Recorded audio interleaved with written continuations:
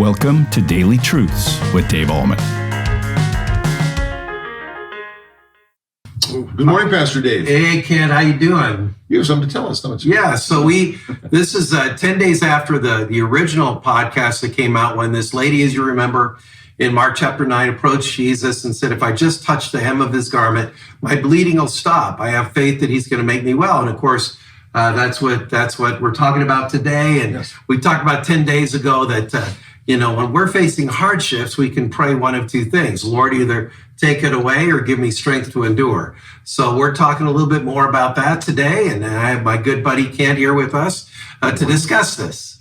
very good. And that story, I love that story. But when I think about it, when you read the Bible, I mean, this lady bleeding for 12 years, she's right. ostracized. She's, people don't want anything to do with her. They think there's something really wrong with her. Right. There's the demons have possessed her and causing this to happen. Right. And so, I mean, the faith that it took for her to, first of all, fight her way through the crowd. Yeah. And just all she knew she had to touch his garment. That's all she wanted to do. Yeah. And she did. She got up close enough, and she was able to just touch the tassel of his garment. Yeah. Right? And she was clean. Yes. And I always thought it was kind of funny, and we were talking about that. It might have been Peter that said this, but when Jesus said, somebody touched me. Well, there were hundreds of people there. It's like, duh. but Lord, there's hundreds of people here. Everybody's touching you. But he knew that this lady that had so much faith that she had to just touch his garment, and she did it for a purpose, to be healed. Yeah. And he felt that. He felt that energy or go away from him to heal her. Yeah, it's pretty cool. And Matthew doesn't say that, but Mark does, as you said. Right. And so this power, it's like we have right here at our house right now, when the power is too much for a certain circuit, it stops completely. Yes. Well, Jesus felt this power drain from him. He didn't stop having power completely, but it's interesting, it's like, okay, we're tapping into that power. It went out of me, it's into her. She's made well. And I think you're right. I think it's pretty funny where one of the disciples said, Lord, all these people around, we have no idea who touched you. Right? Yeah. So... yeah, pretty cool story. Oh, it really is. Yeah. It really is. And the other thing, when you were talking about when Paul had that infirmity, and he was, asking the Lord to cure him, and the Lord said, no, your grace is enough. Yes. And what do you think what was going through his mind at that time? It's like, wait a minute. I'm, and I know it's a works thing, but I'm doing all of this for you, and I'm working hard here. I need help. Oh. And when God said that, it's like, hey, so wait a minute here. I think his response was, bummer, dude. yeah. I'm sorry. We're moving on. Yes.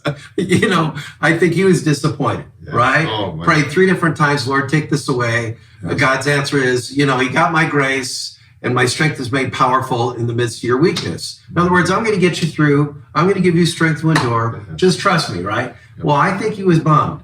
Oh, interestingly, I just saw a dear friend of mine in the hospital this morning who has been bleeding from his side for many, many months. Oh. It's an infection, and so they had to put a bag there and stuff. Right. And the doctor thought, well, in time we can remove the bag and everything will be fine. Well, they can't find where the infection is coming from. And if they did surgery, he may not make it through the surgery. Yes. So the doctor told him basically, you're going to have to endure this. You're probably going to have this the rest of your life. Oh. And he said that was such a bummer to hear at first. That's why I said bummer, dude. But he said, the Lord is giving me strength to endure it, to deal with it. Right. Yeah. And I think, folks, as we talk about this, one of two things can happen. We can ask God to take whatever infirmity or hardship it is that we're going through, or to give us strength to endure. And when he says, no, my answer is, I'm not going to take it away, but I will give you strength. It's okay. And this guy told me this. He said, I was disappointed at first. I was bummed at first. Sure. But he said, now the Lord has given me strength to deal with it. And I'm thankful. And he also said, the Lord is using this experience to draw me closer to him.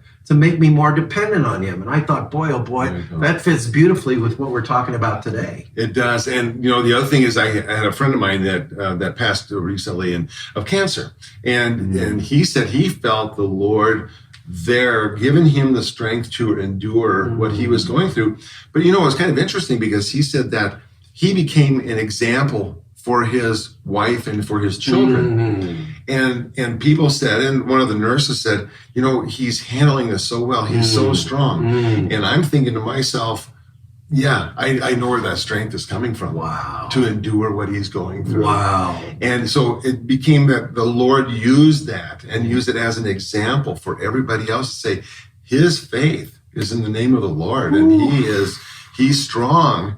And he's given him that strength to endure what he's going through. So what an example for everybody else in his family. I love it, Ken. It makes us realize that, our faith is always on display, right? Yes, yes.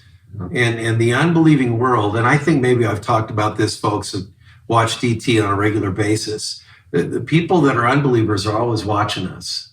And when struggles come and hardships come, how are we going to respond? Are we going to cave? Are we going to just lose our faith? Are we going to get angry at God? Or are we going to trust him in the midst of it, persevere, move on? I think of Romans chapter 5.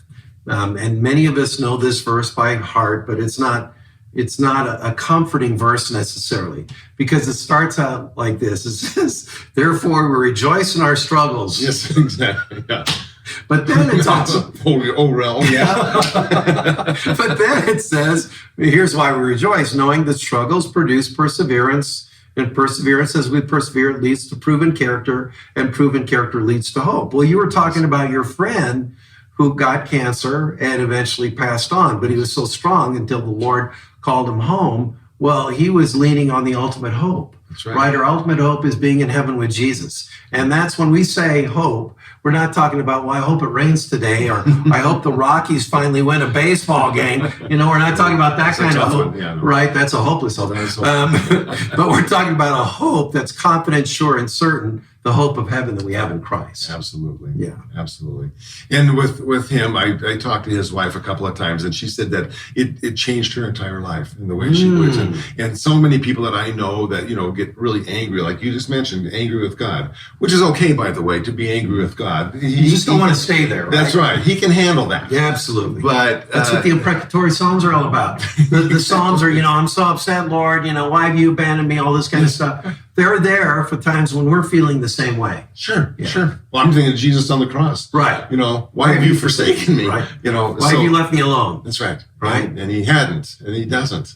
And he's there. And she told me that, as she's living her life now, it's very difficult without him. But she said, you know what? It's changed her life, and she can now talk to others that are ill, maybe terminally ill, about her situation, about his situation, and how he handled it. And when he finally passed, he passed with a smile. Wow. He was prepared, and he was strengthened by the Lord. Wow. And what he went through. Ken, as you said that, I thought of 2 Corinthians chapter 1, where it says, when we go through struggles, the Lord comforts us. And we take that comfort that we've received from God and dispense it to others. So here she is witnessing her husband passing away. He's demonstrating this incredible strength. He's receiving comfort from God. Then he passes away. He's in heaven. Now as she leaned on the comfort that God gave her, she's dispensing it to others. Exactly. So cool. Exactly. Love it. That's the way to live, folks. And if there's anything that Kent and I are trying to get across today, and by the way, I think what you had to say is very powerful. If there's anything we're trying to get across today is that bad things happen, right? Oh, yes. Bad things. Oh, yeah. But how we respond to it really does make a difference. And the witness that we give to people around us really does make a difference when struggles come. Right. Will we lean on the Lord or sink? That reminds me, maybe I shared this in a previous podcast, but speaking of sinking, remember when Peter took his eyes off of Jesus? Oh, yes, yeah. Did I share this in a like podcast? A rock. Yeah. Right. And he said, and I said, what did Jesus say? And my grandson, 6 years old, said, Jesus said to him, either get some floaties or learn how to swim. I love that one. I love that one. That's good. All right. Well, thank you so much for that. And there's Thank so you, much. Kent. What amazed me is just, when there was a story like this, the lady that was bleeding for 12 years, when you look into it and look into our lives, how that fits in so many ways. And there's so much to this story that people don't really understand until you really look at it and see how it applies to us. Yeah. There's so many things you can glean from this story. I love it. Yeah. So I love it. It's amazing. Yes. Thank you so much for joining us, everybody, and have a great week. And that's today's Daily Truth. Thank you for tuning in to Daily Truths with Dave Ahlman. If this ministry is blessing you, please consider supporting us by sharing this channel with a friend. You can also like, comment, subscribe, or leave a review. This helps us tremendously. Come back tomorrow for your next Daily Truth.